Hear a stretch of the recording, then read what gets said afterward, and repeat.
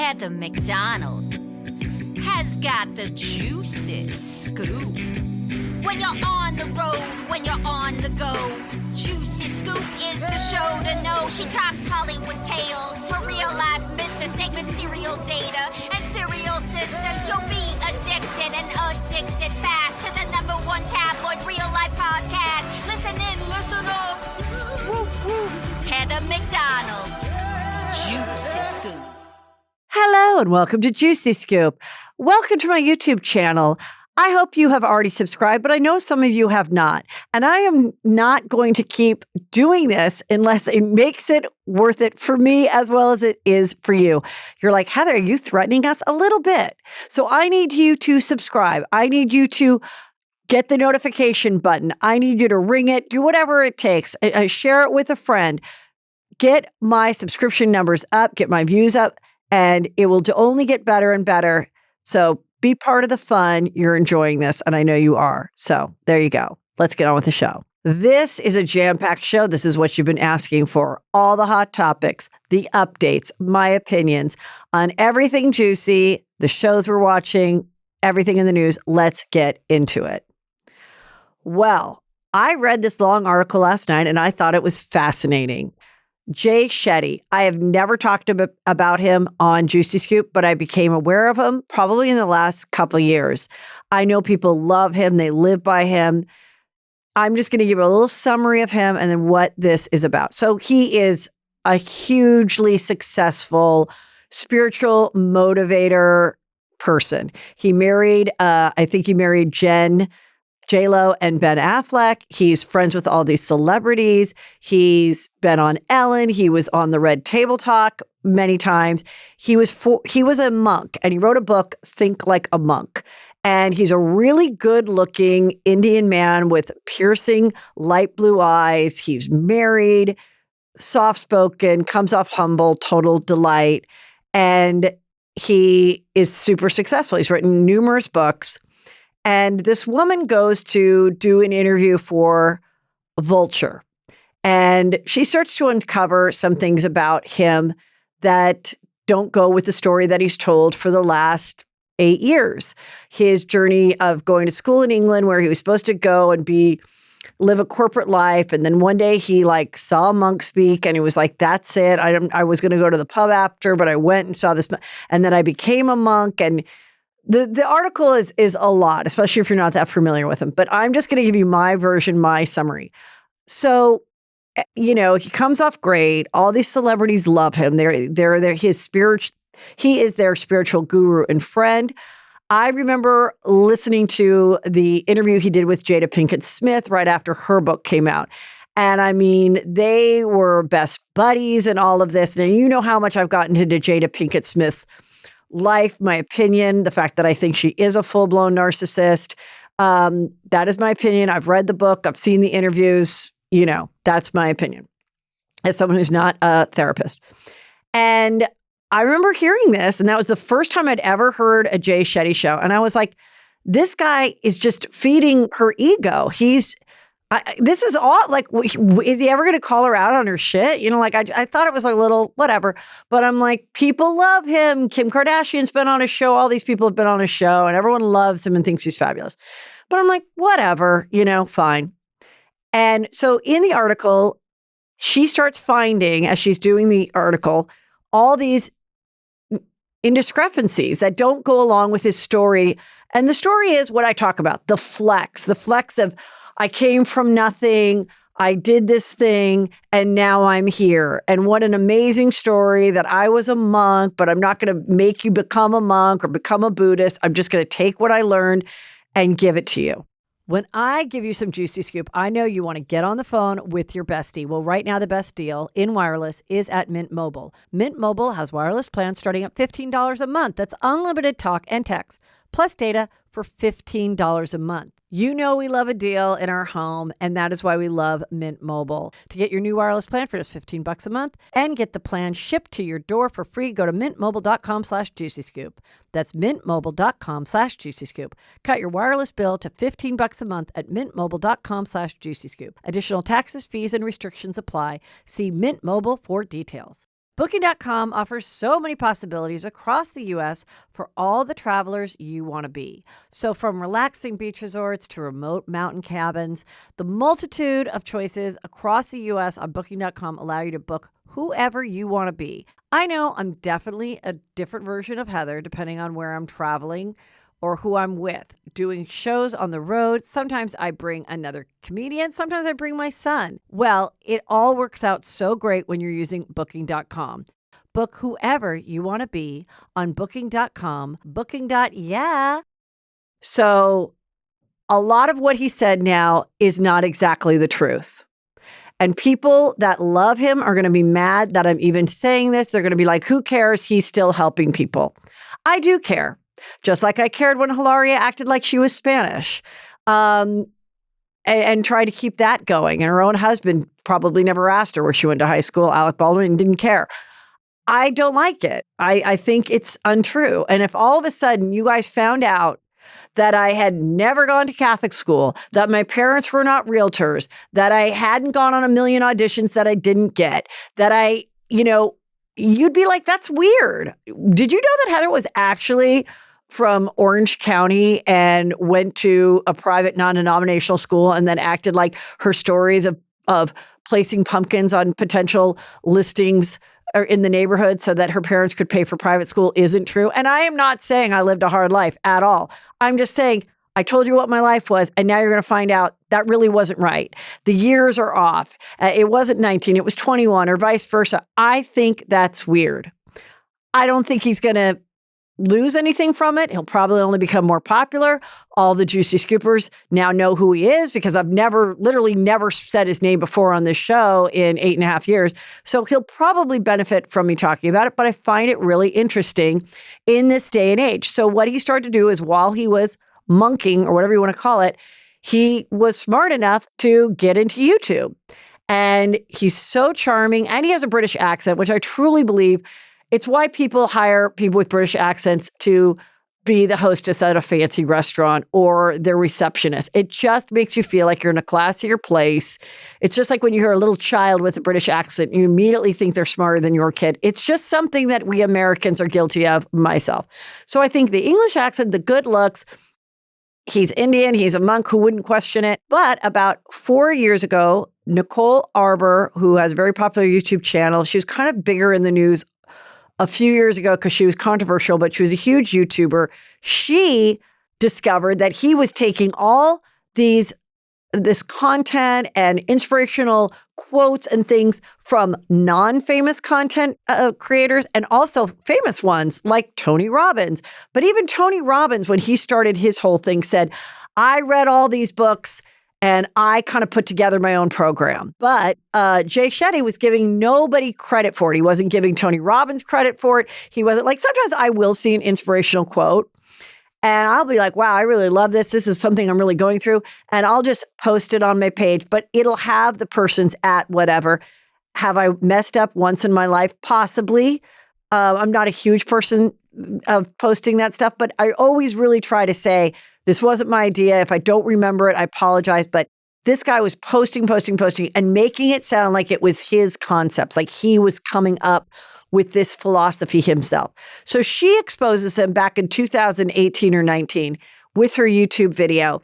And he gets lawyers involved and he's like, we're sorry and we're never going to do that again. And it's not my fault and I'm cleaning it up and whatever. Then he goes on, to have his very popular podcast on all these shows. Everyone's loving him, writing these books. Everyone's loving him. So, but the other thing that has been discovered in doing the deep dive on Jay Shetty is another thing that I think is that we're going to see a lot more of. We've exposed kind of the evils of multi-level marketing.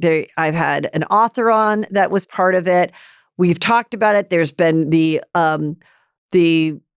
legging documentary. It's Lala Rowe. That whole thing. There's been podcasts about it. It's fascinating. We've all had our own experience of ending up at a Mary Kay party, or, I've told my own stories and getting sucked into that world. There's kind of a version of that, but with coaching.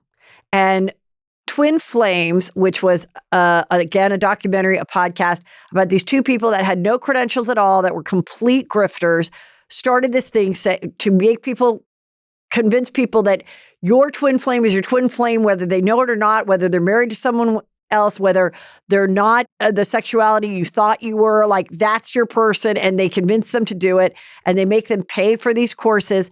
And then they're like, but now you're certified, so now you can coach other people. So he has that too. It's very expensive. He has a life coaching thing that's like over $7,000. And you can take it and just save it for yourself, and become a life coach, or then you can start working for the program and recruiting people to pay the $7,000 so then they can be life coaches. But the thing is, if everybody's a life coach, who the fuck is going to need a life coach? That's how multi-level marketing works too. If you get too late into the bottom of the pyramid, everyone in your neighborhood already has the leggings, already has the skincare. And you don't have access to another fresh 200 people to sell your story to. You're out your chunk of money and you have a closet full of crap. That's how it works. So I don't know that he's responded. So Vulture said, goodbye. We don't want to do this article, probably because they had an arrangement with him. And that's not the article they wanted. And he's an elite. So who knows what's going on between him, Vulture, the people that run Vulture, his PR people, Oprah, whoever, who knows? So this girl went to The Guardian, and I think it's really interesting. Other people that love him, that have met him, and he was nice to me and everything, and I don't care because he helps and inspires people. So who cares that he lied? And I do care. I do care. I think if became famous based on a story that isn't true. And I don't care what anyone says about dates, mixing up dates. You know what you were doing at 19 versus what you were doing at 21. You know that you were either a junior in college or you were a monk. You know. So you don't go do a bunch of different interviews and screw up the age of when you were doing things. To me, that is highly suspect. I'm sure you won't ask me to be a guest on his show, and I don't care to have him on mine. I thought it was juicy. I suggest you read it and tell me what you think. Also, new asshole alert. Wow, this also came out yesterday. Jonathan Van Ness. He is beloved. He is on the new Queer Eye for the Straight Guy. I think they're entering like their 6th or 7th season. This is where I think he's the hairstylist. There's someone who does the food. There's someone who does the decorating, the interior design. Bobby Burke has left the show, and a lot of people thought he should. They were like, my God, he has to redo an entire house, and all Jonathan has to do is like give someone a trim. Anyway, they come in, they take a straight guy, and they change his life. But I think the new season wasn't about just straight people. They just kind of helped anybody that needed a little help in styling their life. So an article came out, said he is a monster, he's a nightmare, by 7 people that have worked with him. 7. So to me, that says that's not just one disgruntled person, one person that, waited on you when you were, in a bad mood. They're saying that at least once a day he had to scream at somebody. And he was just absolutely awful to work with. So it's many people saying it. I have never met him. I haven't really even watched the new version of Queer Eye that much. So I can say that. So I get it that you like it. But he has been very controversial. I just realized he does not go by he anymore. Okay. He goes by they, them.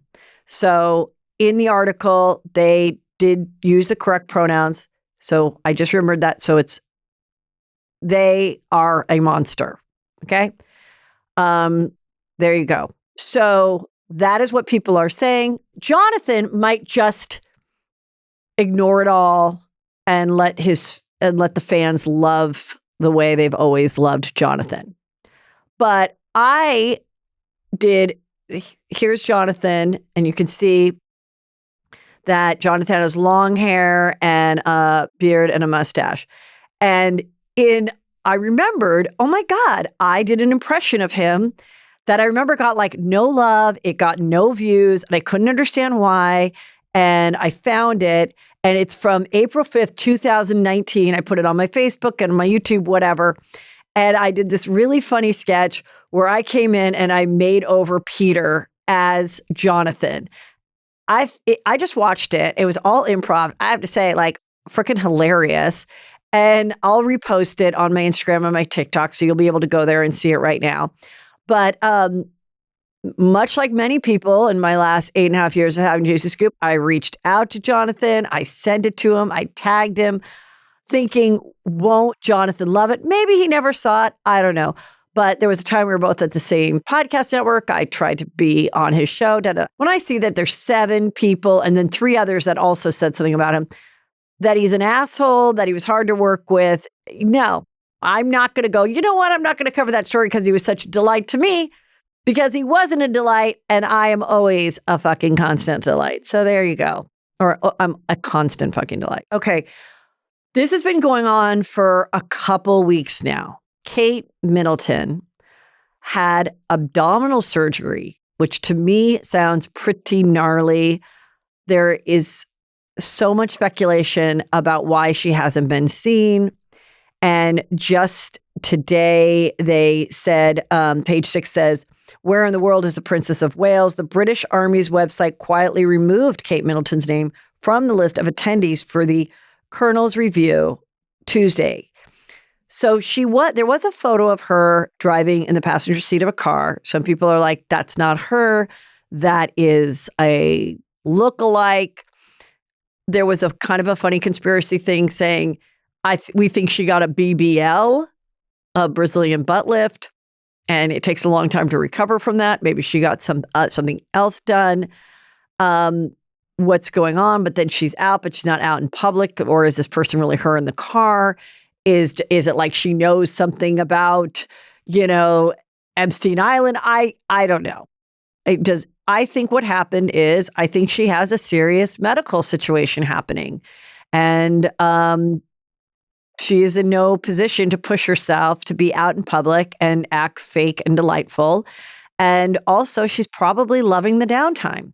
Sometimes that's the best part of being sick, is that like you could just lay in bed or take a little extra time, not get in a tight outfit, not wear makeup, whatever. And a lot of complications can happen from this type of surgery. We don't know if, her bowels are not working right. I don't know. There could be a bigger reason of why she is not wanting to go out in public.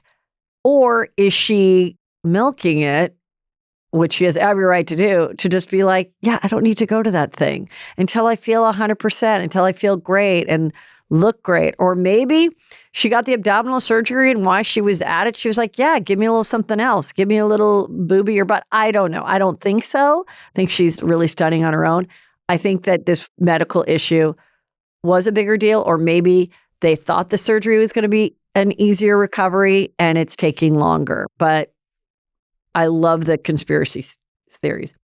Now, this just popped up. This is, do you guys remember? And you should. This is Juicy Scoop history. In 2012, Prince Harry went to Vegas and he met a girl at the pool or something. And they went up and he was wasted and they went up to his room and he was playing pool naked in like the fabulous suite. And somebody with a really good camera in 2012 got photos of him naked playing pool, and he got with this girl. Well, this girl has really killed it in life. She is now a dominatrix and is threatening to give his photos or share them on OnlyFans or something. And it's like, girl, it was 2012. It was literally 12 years ago. And he was young and drunk. And nobody cares that you might have boned him back then, or that he played pool naked after he was drinking in the Vegas sun all day. Not juicy. Move the fuck along. Okay, The Valley is coming out. I just want to do this is the spinoff of Vanderpump. And I just want to talk a little bit about more on what we talked about on Tuesday's show. More and more, I think my theory is right about Britney and Jack's separation at this time. I really do think it's about being appreciated, being loved, having enough of it. I think it is an Airbnb and not like a year-long lease for Britney. That way she could go. She wouldn't need furniture. You could do it for a month or up to 28 days. You can be close to the neighborhood. It's not really a big deal to go. And I definitely don't think they're doing it for the show, but I do think we will see some of the trials and tribulations of the show. So anyway, in their promos for the show, I was like, oh, this is so cute. They're all wearing bright colors. They're overly dressed up, but they're, got a little kiddie pool. They have a little driving like truck. And so it's like all these fabulous parents who have kids, but still want to be fabulous while having kids. And I'm like, that is so cute. That is such a cute idea. Why does that seem so familiar to me? Well, it's the cover of my book, which also came out in 2013, My Inappropriate Life. And it was about me being a mom on TV, living in the Valley. And I put together the cover and I got a cute, strapless, fancy teal dress. We shot it in front of my lawn with my picket fence. And it's me going down a kiddie slide into a kiddie pool with a hose. And I put the photos side by side. Now, I am not saying that somebody saw my thing, happened to be reading my book from 13 years ago, My Inappropriate Life, and was like, let's copy Heather's idea. I'm just saying, maybe I thought of it first. Maybe I'm a genius. I'm clearly ahead of my time. And I live in the Valley and I am the original Valley girl, but excited for the show. This is from my Juicy Scoop Obsessed page on Facebook. And if you want to join that, there's a little question because I only want people in there that actually listen to Juicy Scoop. And you'll be able to answer the question if you listen to Juicy Scoop and my theme song. Okay, someone wrote, and I did not allow this in the group, but it says, Lala is pregnant with Jax's baby. Let's discuss. I think this person was joking, but I also saw, is Lala pregnant with Brock's baby, who is Sheena's husband? I know for a fact Lala's not pregnant with either one of those babies. She's made it very clear. She went the sperm donor IUI way of getting pregnant. But I do think this is hilarious, and I love the juicy thought of it. I think that, I'm seeing a lot of people discussing in groups of like, they think it's not okay to have a baby on your own and this and that. And what do I really think, being that I'm a married mom and I'm Catholic and blah, blah, blah. I have always said, I think it's fine. I think it's fine. I think it was smart of Andy to do it as a gay man. I think it's fine for anybody that has the means to do it and wants to do it. And this is in their time of life and they don't want to pass the opportunity of being a parent because they don't have a partner. So I have no judgment in any of it. And what is this? For the real old Juicy Scoopers, there was this show called Murphy Brown, and Candace Bergman was the star of it. It was like a huge hit sitcom. And our vice president at the time, Dan Quayle, made a huge deal out of this was ruining America because this woman who was in her early 40s was pregnant and we didn't know who the father is or how she got pregnant. And it was how dare she? So listen, you can have your opinion. I think 99% of people are happy for her. We're friends. I'm happy for her. I explain why I think it's a good idea and based on her history, why this was a wise choice and the kind of family that she wants to raise and the kind of life she wants to live as a mother. But I also think it's interesting, and that's why it's controversial, and that's why on last night's show, she is good about saying, don't look at all the stuff. Because in last night's episode, Sheena was very upset. In real time, we see that they were in Lake Tahoe and a fan came up, can I get a photo with all you guys? And the Vanderpump kids, and they're not kids anymore, but they are all, and 90% of reality stars, like I said, are so nice about taking photos with fans out in the wild. You can absolutely approach them. And it's so shocking to ever hear that one is not thrilled to take a photo because they're new to fandom and they don't really think they deserve it. And they're humble and they love it. Okay. Unlike somebody that's maybe been acting since they were 10 and would just like to have their dinner by themselves and they're 50. Maybe don't go up to Julia Roberts like you would Countess Luann. So anyway, she naturally puts her arm like this, and Tom Sandoval was next to her. And this was only 4 months after the scandal had broke while they were filming with Tom Sandoval and Raquel. So she starts to get so much hate. And I remember seeing it all in the blogs and seeing all the hate. And you see how much it affects her and how much it hurts her feelings. And she's reading it. And it's like, she's probably had a couple drinks, not a lot, but she's reading it. And like Lala's like, don't read that shit. And I think it takes someone a certain amount of time, and some people are better than others, of putting the blinders on and being like, this is part of the deal of the show, and I'm just going to not look at this shit. And so that was kind of interesting. It's like being like, I'm going off. And I think people can go off and they don't have to post, they don't have to comment, and no one's leaving their Instagram if they're not posting every day. So I think that's something like everybody in this business could kind of like learn from, or even regular people, like just take a break from it. You don't have to say I'm taking a break from it. Just put it away. Like just don't look at it for a few days and like how great your life could be. Speaking of that, so Teresa went on a girls' trip, and Teresa of New Jersey, and wasn't wearing her ring. And a lot of people started to speculate, oh my God, she and Louis aren't together and they're breaking up. And so she said, hey, thanks for caring so much about me. She had a great attitude. She's like, I guess I'm still relevant if you still really care that much about me. But, and I should be flattered by it. Also, because Louis and I do so much together, yeah, I can see why people are like, why aren't you together? But he had his trip, I had mine, and I wasn't wearing my ring. And a lot of people are like, I don't wear jewelry on the beach. I'm too scared of losing it. I put it in the safe, or I want to go swim in the ocean. I don't want my ring falling off. So I thought, and she goes, but I don't care. I've been in this business for 15 years. I don't care what people say. But Louis, it does affect him. He does get defensive. He does want to defend himself. He does want to correct the things that are being said about him that are not true. And that's just like, he's just got to catch up as far as like not caring, but it affects everybody differently. And I think it's so interesting.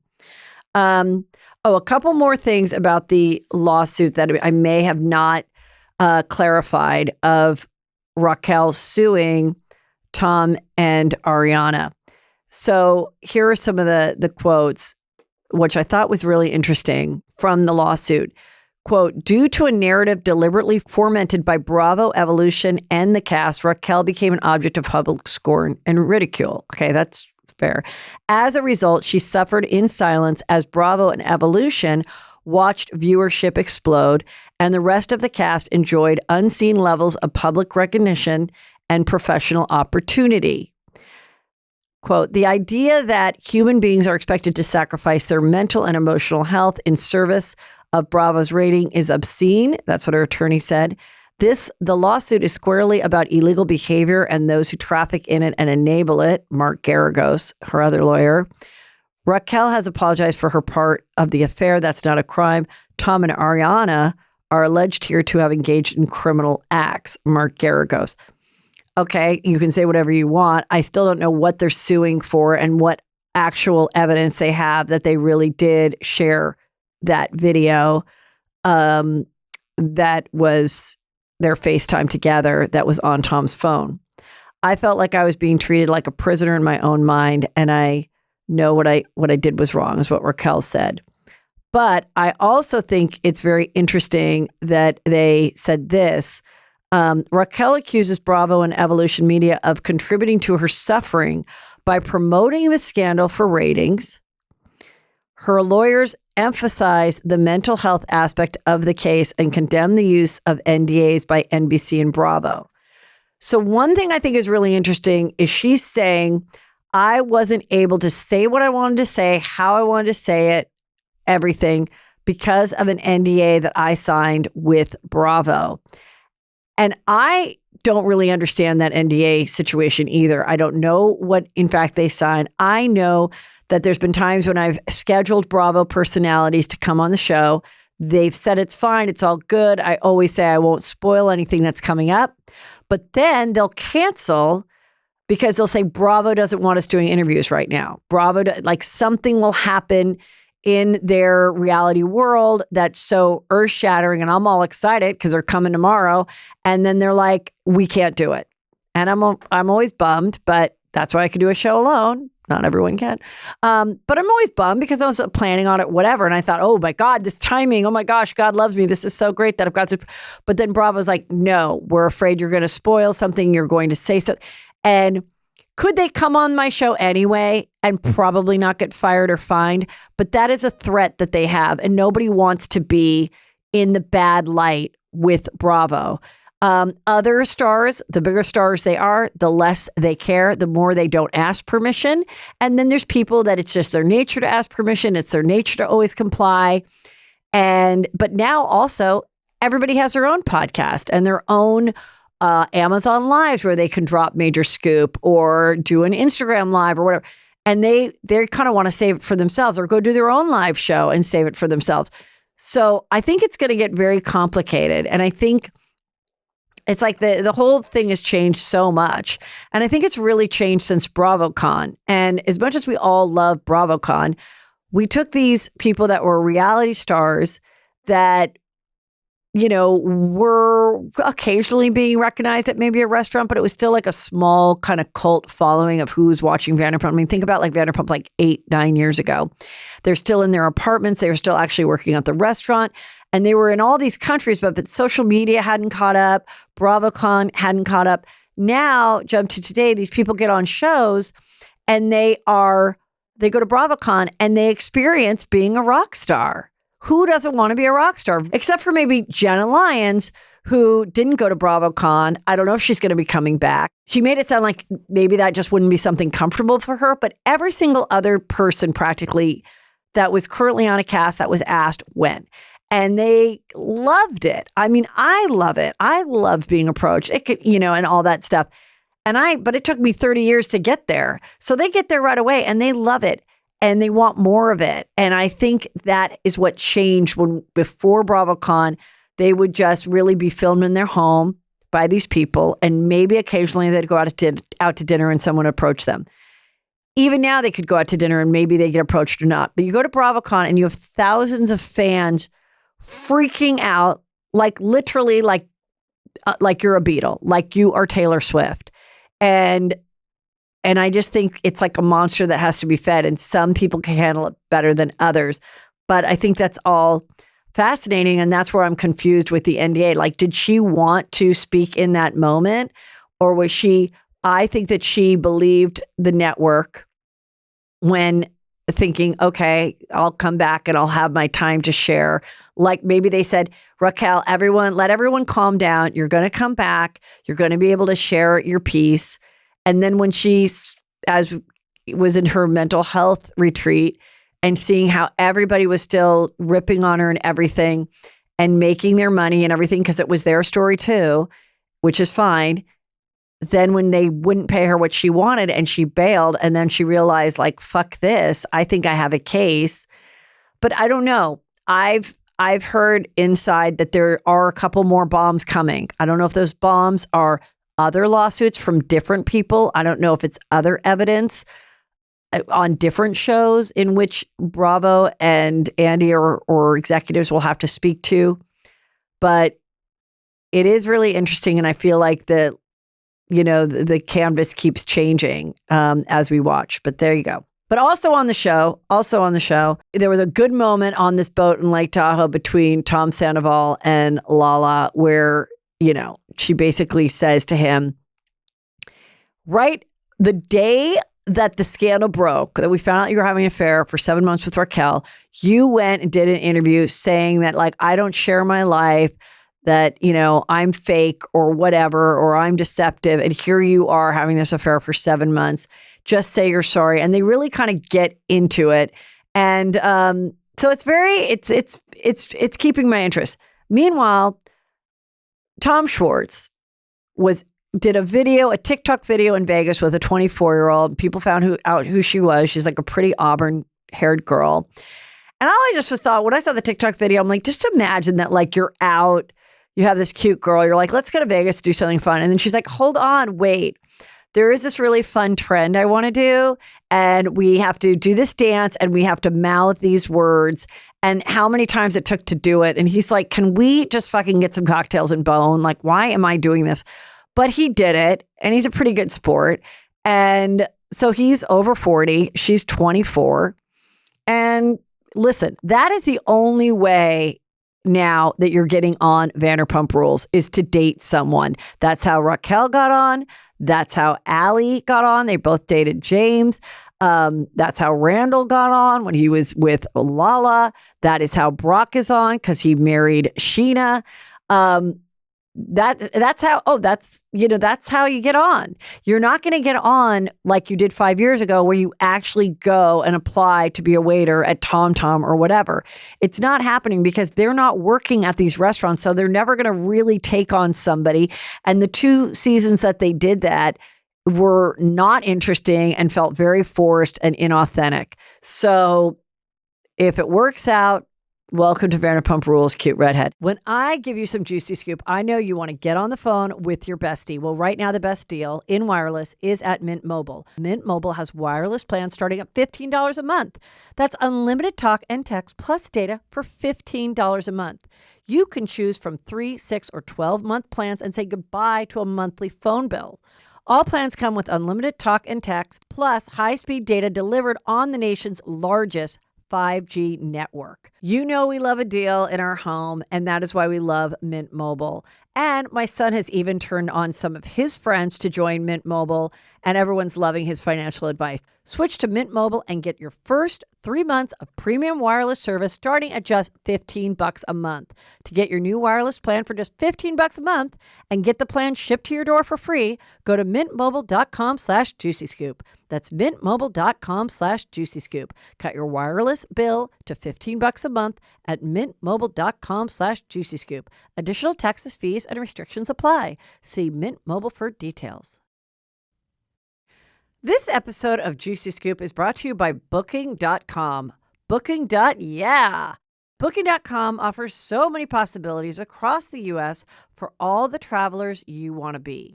So from relaxing beach resorts to remote mountain cabins, the multitude of choices across the U.S. on Booking.com allow you to book whoever you want to be.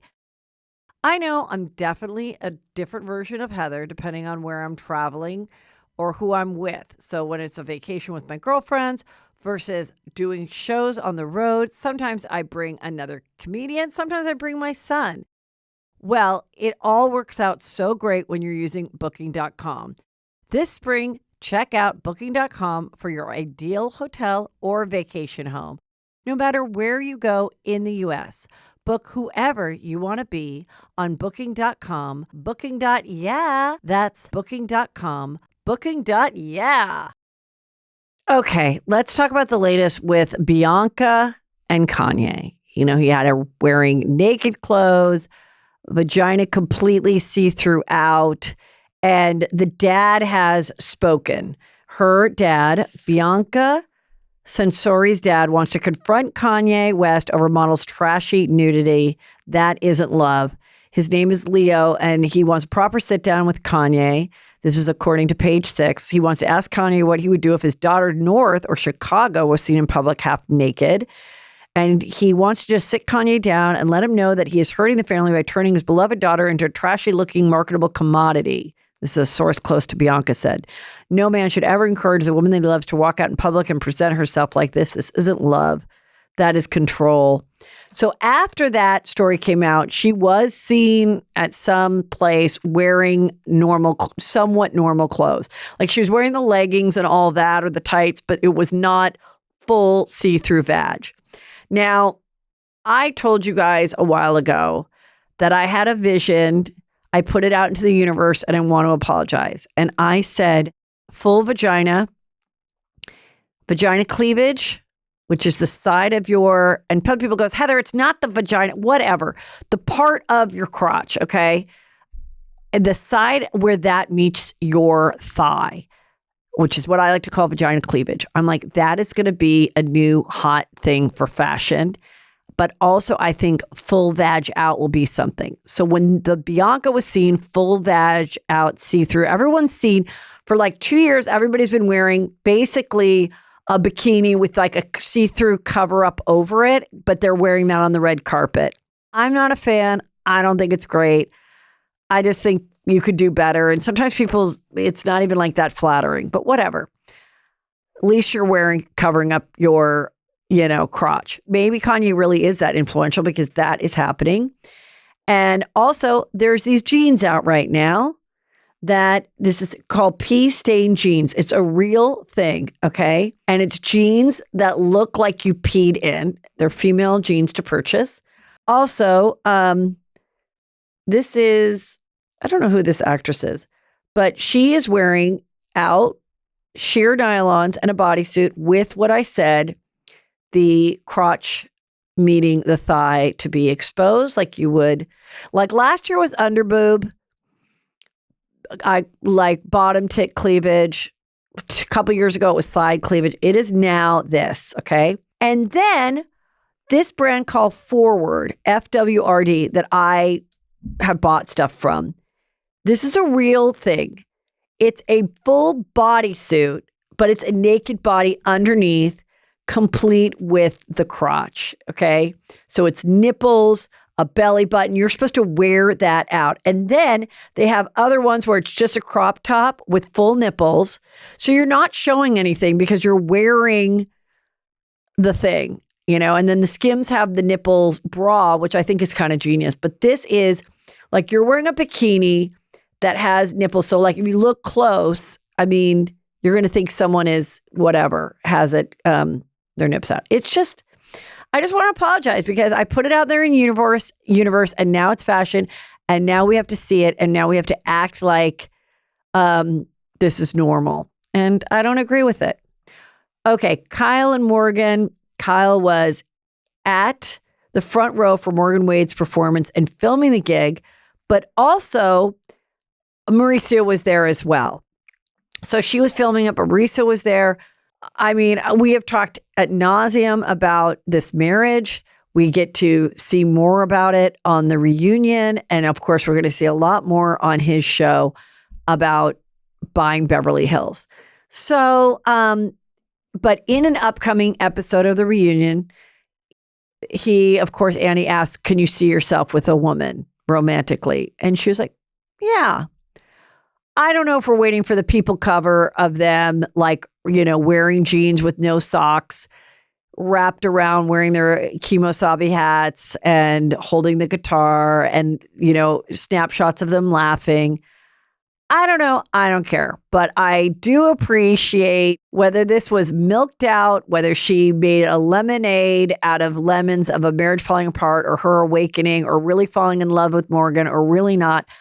I don't know. It gave me something to talk about, and I find it fascinating, and I appreciate that they both shared it and got TV shows out of it, okay?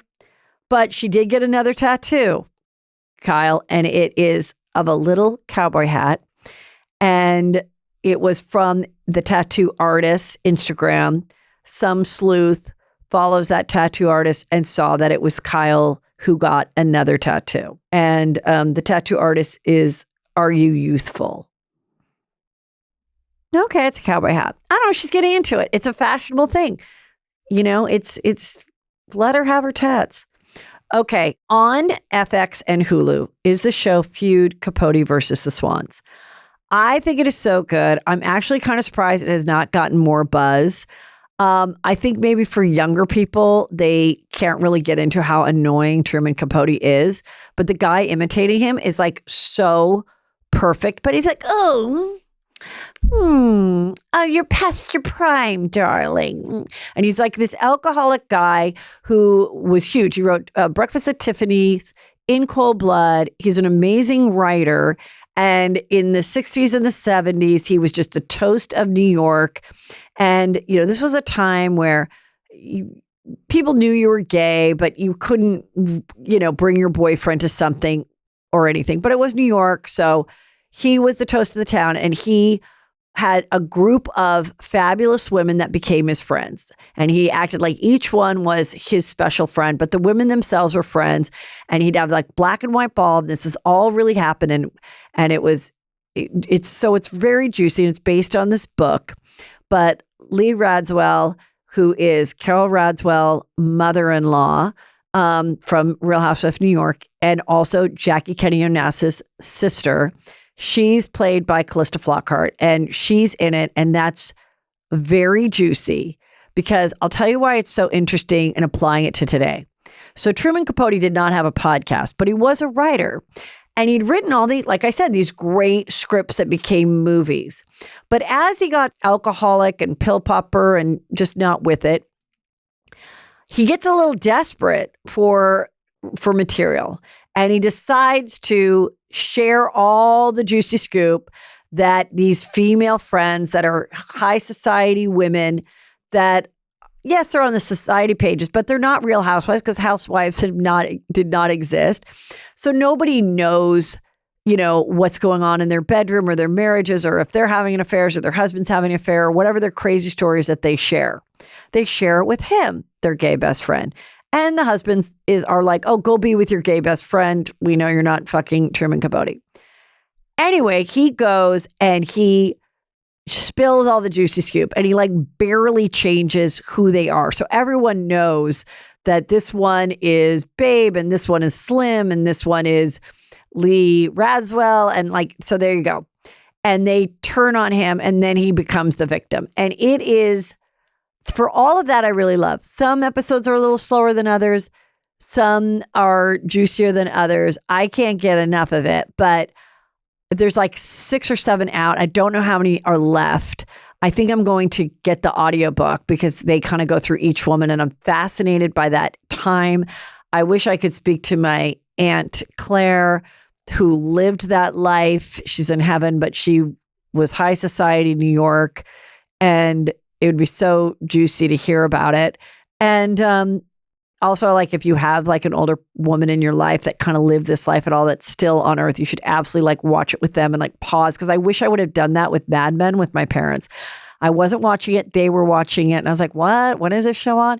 And then I watched it after they both passed. And I was like, oh my God, they lived this life. They were in advertising. This was during their era. I wish I would have like, asked them everything as it was happening. But it's really good. And then how like he gets jealous of them and resentful, and they miss his company, but they can't trust him anymore. And then he realizes like, well, my new life is just being on talk shows. Like now I'm just a personality. I'm not even a writer anymore, which is interesting because that's happening to today. There's a lot of actors and writers and fabulous people that are now just like, I'm just going to be a personality. I'm just going to be a podcaster. I'm just going to be on a reality show. I used to be an actor, but fuck it. This is easier and more fun. And I got to go where the money is. And so he's like doing these talk shows and he's like having like hot moments where he's spilling the juicy scoop about these women. And one of the things he spills is about Lee talking about how she was pissed at her sister Jackie Onassis, and he makes fun of Jackie Onassis looking like, not great or something. And then they get in a fight about it. I want you guys to watch it, but all of it is just like really so fascinating. And I want to get Carol back on Juicy Scoop to see what she recalls. And she's very, very fond of her mother-in-law. And I think, had a wonderful relationship with her. So it must be very interesting when you see a show about somebody that you intimately knew who's not on earth anymore. And you're like, well, that's not true. Or that wasn't portrayed that way. Or, well, that part is, but that isn't. I think it must be like so fascinating to watch like your family, on TV. Oh, and then this was also in People. It said Lee Radziwill was obsessively jealous of her sister Jackie Kennedy, says author of the book that inspired Feud. I don't know. I think sisters can be jealous and still love each other. I think that's one of those two things can be true at the same time. And sometimes maybe they're happy for them and maybe sometimes they aren't. And I think she probably had moments where she was pissed or annoyed and vented to Truman. Just like Kathy Hilton was pissed and annoyed and probably vented to Lisa Rinna about things that bothered her about Kyle and the show and the thing. Then she just had a venting moment and thought that the venting would stay there. And that's why she wrote Lisa Rinna and was like, no bueno, don't share what happened. And, Lisa Rinna decided to share it. And I actually think that is what turned the audience against Lisa Rinna because it wasn't filmed, it wasn't recorded. And I believe that she had that venting session. I believe that it wasn't flattering, and thank God it wasn't filmed for Kathy Hilton. But I also think, can't you do that with a friend? And if your friend is like acting like they're there for you, can't you be able to trust that they won't repeat it? And especially not on a TV show. So I think that is what kind of turned people against Lisa Rinna. But Lisa Rinna is having her best life. She and her daughter are looking like the Addams Family at a Paris fashion show. I mean, the Paris fashion shows are like fucking terrifying. Everyone looks like they crawled out from, like, remember that movie where like the girl, where you're not supposed to watch the VHS tape and the girl like crawls out from the TV and she's like that's what everybody's looking like at these fashion shows. It is, they're wearing their like, remember Slender Man, that weird thing? People are wearing Slender Man's blazers out. The models are hideous. They're like, everyone just looks awful. So, I mean, sure, you want to invite me? Yeah, I'd like to go. Who the fuck wouldn't? But like, I'm not, if I ever invite you to another fashion show, I've only been invited to one, Gucci, and I looked super cute. I will only look cute. I'm not going to wear your ugly, weird outfit. I'm not going to have a price tag hanging from it because that's the theme of the fashion show. Like, just ew. But yeah, I think there's probably times that like, yeah, but come on, you're both looking for men, and your sister marries the president of the United States. And then the other part of it is that she was dating Onassis first. Lee was divorced and she was dating Onassis, and then Onassis met Jackie. And like in this book, Jackie and Lee, or Lee and Jackie, there is a story, and who knows if it's true, that basically Jackie was like, I need this more than you. I need to marry someone that can protect my children because the Kennedys are cheap with me. I don't have Secret Service anymore, but we're being hounded, myself and my two children, Caroline and John, by the press all the time. And this way I could be with this rich old man. And there's stories that she let him like have a girlfriend, Onassis, Jackie, while she just like went shopping and lived her life being rich. And Lee was like, what the fuck? But then Lee found somebody else. It just like, I can see it. I think it's so fascinating. And that's the show I've been watching. Little update on Nigel Lythgoe. He claims that he received loving emails, which he can share, that will refute Paula Abdul's sexual assault allegations. So to remind you guys, Paula Abdul is suing Nigel Lythgoe. Now, he was the producer of American Idol, which she was on the first many seasons of. And then he put her on his show where he was also the host, a judge, So You Think You Can Dance. And she's saying on two different occasions, he sexually assaulted her, that he, was holding that over her head. He's saying it's totally not true. And that he has all these texts, which is shared, where she's like, I love having you in my life. You're such a good friend. Thank you for the beautiful flowers. Totally unnecessary. So sweet. You're the best. The cast and crew love you. Now, that's always been a hard thing of when someone comes forward that they may have had a friend, what appears to be a friendly professional relationship with a person that now say that they were a perpetrator to them. We don't really know. She could come back and say, I did that because I was afraid, because he said, I was hoping that would be enough. Maybe she's going to say, I was hoping if I was such a good friend, so nice and accepted every gift and acted like this other incident didn't happen, we could just go on and I could just keep being employed as a judge on these shows. But now looking back, that wasn't right. And I need to expose the truth. Who knows? But that's the latest with that. Rihanna likes a paycheck. And she performed at this billionaire's wedding in India that like all these super famous people went to. I saw Ivanka Trump went with her family, and they're two billionaires or a billion. Yeah, I think it's a billionaire marrying someone. I don't think it's a billionaire's daughter, whatever. They're billionaires in India. And she went there and performed, and she got over $6 million. But people said, they got out, that it was a very lackluster performance. And then the comments were like, you know what? She's not a great performer.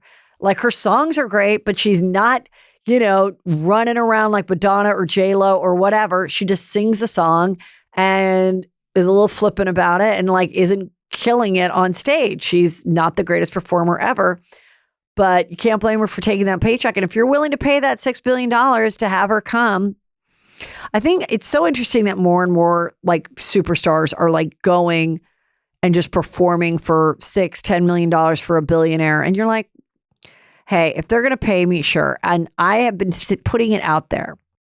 If there is a billionaire, you don't even have to be a billionaire, and your wife's a huge fan of Juicy Scoop, or your daughter, or whatever, or they just want, like, their dream is just to like hang out with me, let's talk, because I'm not above it. You know, I'm a delight, you're a delight. Let's make a deal happen. And I will not give a lackluster performance. If you need me to perform stand-up, I will do it, you know, amazing. So Kristin Cavallari is dating this new guy. He's 24, she's 37. And she's like, why is everyone freaking out about the age gap? Technically, this makes her a puma. She's not a cougar. A cougar, I believe, has to be in her 40s. And it goes all the way up to panther, gray panther. Okay. And a puma is this girl who's in her mid to late 30s, and she dates a hot guy in his 20s. And actually, there was supposed to be a movie years ago starring Jennifer Aniston called Pumas. But these guys are like these Montana boys. And basically they lip sync songs, and they're like cute country guys. I think they're from Montana. And she's dating one of them, and she's like literally doing TikTok videos with them now. And they're like at a pool together, and they're having fun. And she's like, I don't understand why everyone's being so fucking weird. Like, let me have my fun. I mean, we just talked about Tom Schwartz, who's 40, dating a 24-year-old. So that's kind of funny. And then Spencer Pratt is so hilarious, you know, friend of the show. He's going to be on soon. I promise. We just were texting. He's like doing his TikToks, and he's like, if these Montana boys were on the Hills reboot, like the show would have gone forever. Like, this is the kind of scoop, like we needed, the kind of juice that we need. Anyway, I do think it's kind of weird that your career is like, you're a TikTok band just mouthing. But I don't mean, who cares? Like, she's not out to marry anybody. She's divorced with 3 kids. The last thing she wants to do is like get someone serious. This is pretty interesting. If you're watching Real Housewives of Miami, I have to say, Larsa Pippen really kind of makes the show because, you know, she's just kind of like fun to look at. She's had, you know, her looks have changed a lot. She's with Marcus Jordan, and apparently Marcus Jordan comes out and is like nasty to the cast. I think that's the next and final episode of the reunion. But now Scottie Pippen had this alleged ex-lover, and she is suing him for stalking. And she claims that Larsa of Real Housewives of Miami also caused her suffering. So this woman is saying that she dated Scottie Pippen years ago when Larsa was married to him. And like Larsa was harassing, and it just seems like the flimsiest lawsuit ever. But I thought that was kind of interesting. And then I saw a reel to promote selling the Hamptons. And it's like selling Sunset, but it's in the Hamptons. So it's hot young realtors in tiny outfits in $20 million homes, which they would never get the listing in real life, but whatever, it's a TV show. And Larsa Pippen is in a preview of one of the episodes looking at the houses. And I'm like, okay, there's certain people that I've seen do way too many guest appearances on reality shows. Larsa Pippen looking for houses, also Kelly Rowland looking for houses. And I want to know, have either of them ever bought a house from any of these brokers I know Larsa Pippen was also looking at a house in selling Sunset. I don't know who the broker was, or $1 million listing. Like, they just must be like, what celebrities can we get in that will get cute and are desperate enough to act like they're actually interested in this house? Like, it's never, can we just, it's so annoying. Okay. So now I'm going to finish up the show with a couple disturbing crimes. So like, if you're not into that, okay. This was crazy. You know, when I had, Dr. Leslie on, one of the things she said was, I don't let my kids go on sleepovers. And I said, why is that? I'm seeing that more and more on TikTok. She's like, because in her work, like 70% of assaults on kids are done at sleepovers at other people's houses. So many people sent me this article, and it's very disturbing. So there was this 57-year-old dad. He just now filed for divorce. This happened in August. I don't know where the mother was in this, but his 12-year-old daughter invited a few girls over for like a spa night, and they set up their beds in the basement, and they did all these. They went swimming. They had a barbecue. The dad was like supervising them, and he made them mango smoothies, and the girl felt like there was chalky stuff in it. So the one girl like faked it and didn't finish it. And he was kind of like mean about it. And then they all go to bed, and he keeps coming down, checking, like waving his hand in front of the girls' faces, checking, breathing. And we know this because the one girl that didn't have the mango smoothie stayed up, and she was laying on the bed next to her friend who was passed out because she drank the smoothie, and he like moved that girl away from her. So she starts frantically texting her mom and anybody adult in her family, because they weren't answering because it's the middle of the night. Come get me. I'm scared. I'm scared. I'm scared. The mom gets them. The kids leave. They go to the hospital.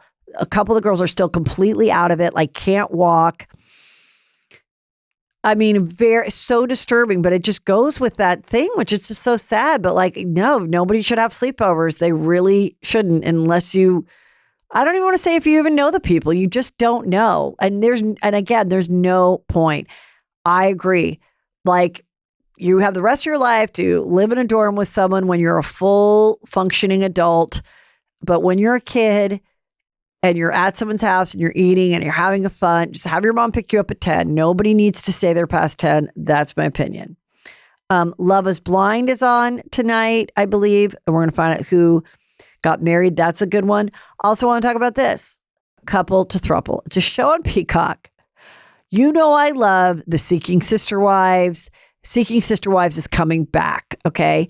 It's coming back, and they're showing that couple that I was fascinated by, where the girl clearly didn't want, they had two boys, the girl clearly didn't want another wife. I don't know if they just want to be on TV, but the husband now is back, and he's like, we read the scripture, and the scripture about the Holy Spirit coming inside of you is really the man spreading his sperm to numerous women. This is what is on the TLC website.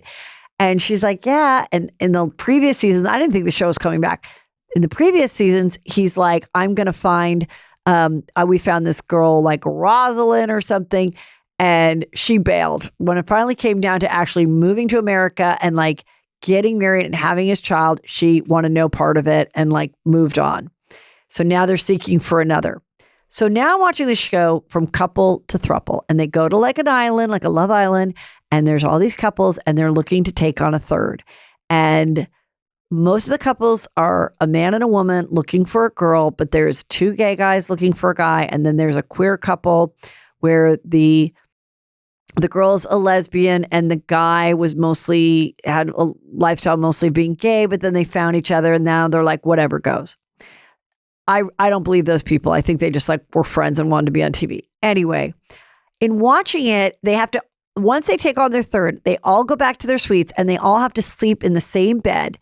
And the third has to be in the middle, which there's no way I could ever sleep in the middle. Like, I have to be on the side with like a leg out. Nothing sounds worse to me. Even when we'd have our kids sleep in our bed, like I couldn't even handle it. And it's like some of them don't do anything. Some get busy right away. But it really feels like two people just like taking on a sex slave. Like, it is so bizarre. I would be like, what the hell am I watching? But I couldn't turn away. So I was watching that, and I don't know. It's just, I was like, and then I was like, what if this was just society? Like, what if this was just, you grew up in everybody's family, there were three parents that all lived together and all slept together. I mean, listen, it doesn't work out. Spoiler alert, it does not work out. It doesn't work on Seeking Sister Wives. It doesn't work here, and it doesn't work on Sister Wives either, which I am going to now talk about something very sad. This news came out last night. Janelle Brown's son, Garrison, has ended his life, and it's so sad. He was featured on the show Sister Wives for many years. He was 25 years old. It was with a gun, and unfortunately his other brother that was also featured, her other son, is the one who found him. Janelle posted about it. Mary has posted about it. The photo that Janelle posted was him in his combat gear. He served in the armed forces, which makes you wonder, was there PTSD we'll never really know what brings someone this, if it's a multitude of things or one particular thing. I believe they're currently filming, of course, TLC is very sad about it too. And I just kind of wonder what will happen with the show. Like, how will they address this? We have never seen this on a reality show before. Of course, on Real Housewives of Beverly Hills, Taylor Armstrong's husband also ended his life, but it was not while they were filming, and they were going through divorce, and she did not come back to Beverly Hills after that. Many years later, she just recently went on OC, but she's not continuing with that. But it's such a dark, sad, the worst thing that could ever happen to a family. And I don't know what I would do if I was the producer. I don't know. Do you take a permanent, obviously you're going to take a break from filming, or are you going not to, because it's like a documentary? It's just so sad. And I know that, everything I've seen is just obviously a lot of love and care for this family. So that was really, really sad. Also, this was a case I covered for a long time. This was Jennifer Dulos, and she was a beautiful mother of 5, and she went missing one morning, Connecticut mom. She was going through an awful divorce with her husband, and where they were fighting over the kids. He already had a girlfriend. She just was like, I just want to live my life. Stop. He had borrowed $2 million from her mother. The mother was demanding that he return the money. He was having financial issues. He was a builder. He was this, guy. He was Greek and he was good looking, but they were having an awful divorce. She goes missing after dropping the kids off. We never see her again. That was over 3 years ago. They start to investigate him, and they realize that they have footage of him dropping off bags in a trash can with his girlfriend. In those bags, it's bloody clothes and things like that. And it's DNA of the girlfriend. So that's very bad. He also has an employee of his. He goes, detail my car, but also remove the 2 car seats, the 2 front seats of this truck. And this is after the wife has gone missing. And the guy is like, I really don't want to do this. But the guy does what he's told, but he keeps the 2 original seats and eventually turned that over to the police, which had blood on them. Eventually, the husband does get arrested, even though he's doing interviews and saying like, I didn't do it. We don't know where she is. She may have just taken off. She was a writer, and she'd written a book very similar to Gone Girl, where the woman fakes her own missing and everything to get a cheating husband back, played by Ben Affleck. That was a very popular book and movie. But she wrote it before it ever came out. And they're like, what? Maybe she's doing that. Everyone's like, of course, she's not going to leave her 5 kids and like have them worry. Something went wrong and we think it's you. He gets arrested, and while on bail, he ends his life in his garage in his car.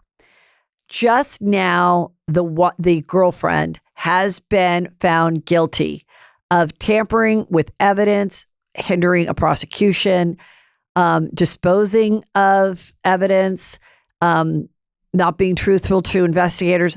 All these counts she has been found guilty of. Not murder, but enough counts that if you put it together, her sentencing could actually go up to 50 years. And she has a daughter, and she's always claimed her innocence, always said, I didn't know what was going on. I thought she really was missing, whatever. But they found her guilty in planning a murder and disposing of the evidence. So she's going to be sentenced. Another crime that I've talked about is Rebecca Grossman. Rebecca Grossman is from the area in which I live. She's 62. She was quote unquote a socialite. Her husband was a big plastic surgeon. They had the Grossman Burn Center, which was, this great place to help people that are severely burned. She had an open marriage with her husband at this time. And they had 2 kids that are like 19 and 17 or something. And so she had a boyfriend named Scott Erickson, who's a former baseball player. In September, I think it was September of 2020, So it's COVID and kids are away at home from school. She and the boyfriend have one drink at one location and one drink at another. And they're going back to, I assume, a place to like hang out, her house or an extra home she had. And she goes speeding through this crosswalk situation and hit two little boys, and they died. The mom was walking her 4 kids, and the 2 older ones she couldn't pull back. She could only pull back the 5-year-old. She continues to go until her car, because there was an impact, shuts off the fuel. So she then has to stop. And she's like, her OnStar goes on. She's like, I don't know what happened. And they're like, well, there was an accident a little bit back just where you passed. Did you hit anything? And she's like, I don't know. The cops come and she gets arrested. And this has been going on now for 3 years. Of course, she has the funds to have, the best attorneys. And she goes on trial and they say, we think it's Scott Erickson who hit the boys, and she was after them, and her car has smash marks in front. It shows her black box from her car shows that she's going 81 miles an hour.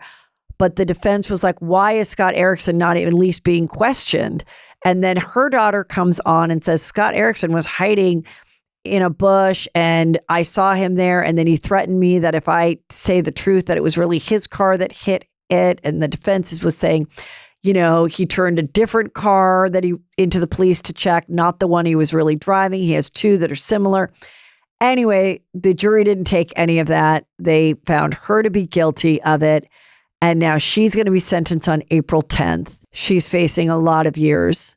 The parents finally have a little bit of closure because they're like, every day that we'd go to court, this felt like, we're reliving our children's funeral. Every time we had to, have another hearing and everything. And her attorney is setting up an appeal. So just a little conclusions on some juicy crimes that I've covered on my Patreon on Juicy Crimes. And that's where you join my Patreon. You go to heathermcdonald.net for Juicy Crimes. Get me behind gates. And every Friday, for just a cup of coffee, you can be part of the juice and get all the episodes. I've been on here for over 6 or 7 years now. So there's so much to listen to, and it's all archived there, of course, commercial free. Okay, you guys, I am coming. My next show is in April. It's April 5th and 6th. I'll be in Palm Beach, 4 shows that weekend. Then Friday, May 3rd, I'll be at the Scottsdale Center of Performing Arts. You got to go there. That's only one show, beautiful Scottsdale, with Brandy and Julie there. I've got Denver Comedy Works in May. I've got June 1st at Pachanga with the amazing Chris Frangiola, and more dates to come in summer and fall. But you got to go to heathermcdonald.net, and hopefully, of course, you're already following me at Heather McDonald on Instagram and everything else. Love you. Have a great rest of your week.